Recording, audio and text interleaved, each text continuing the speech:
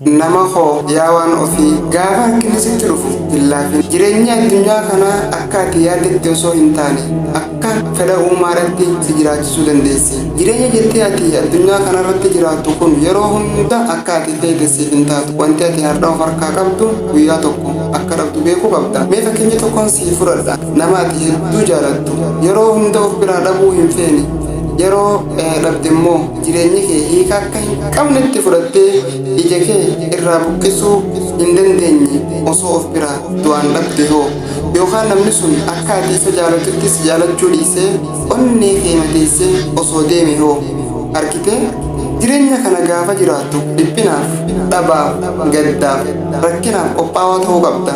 Sababni isaas yeroo hunda gammachuun hin jiru. Gaddi ni jiraata, jaalalli akkuma jiru jibbis ni jiraata. Wal arguun akkuma jiru gargar bahuunis ni jiraata. Nama jaalattu irraa gargar bahuu yaaduun ulfaataa ta'us guyyaa tokko dirqama nama sanarraa adda ni baata. Kun seera uumamaati. Kanaaf gammachuu yeroo hunda waan hin jirreef gaddaaf of qopheessi. Gaafa rakkinni sitti dhufu hin laafin. Jireenyi rakkina kanaan booda akka waan hin jirretti fudhattee mataa hin cabin jabaadhu. Bor guyyaa addaa ta'uusaa bari. Jireenya addunyaa kanaa salphisuus ulfeessuus kan danda'u suma mataa keedha. Al tokko tokko rakkinoota nu qunnamanirraa rakkinichaaf deebii nuti kenninu hedduu nu miidhu. Kanaaf jireenya kee salphistee jiraachuu yoo feete wanta har'a argite boru akka hin jirre akkasumas adda bahuu namni ati hin feene guyyaa tokko akka irraa adda baatu beektee yeroo hundumaa qophaa'aa ta'uu qabda. Halkan akkuma jiru bariin illee ni dhufa. Halkanicha akka seenetti ni haasofta. Hin darbu wanti ati jette darbee boqonnaa haaratti ni ceeta. Guyyichaas seenaa jettee dubbatta. Kan jaalatte si jibbus kan abdatte si ganuus goodoon ati jaarratte si jalaa diigamus guyyaa tokko hunduu darbee galmee seenaa keerratti ni galmaawa.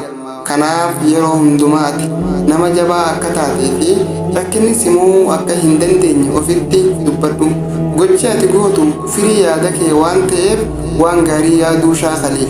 Yeroos waan gaarii hojjetta. Jireenya kee salphistee jiraata. Sababa malee namni kamuu addunyaa kanarratti hin uumamu. Atis akkasuma sababa dhalatteef qabda. Kanaaf gaafa rakkinni sitti dhufu guyyaa uumama kee hin abaarin. Dukkana booda ifni ni jira. Dukkanni har'aas darbee kaleessa ni ta'a. Isaas borirra dhaabbattee ni haasofta. Ati uumama kaleessaa fi boru walitti araarsitee danda'udha. Kanaaf ati yeroo hunda nama addaati. Jabaadhu jireenya moo'i malee jireenyis hin moo'in ergaa kooti. Jabaadhu horma koo.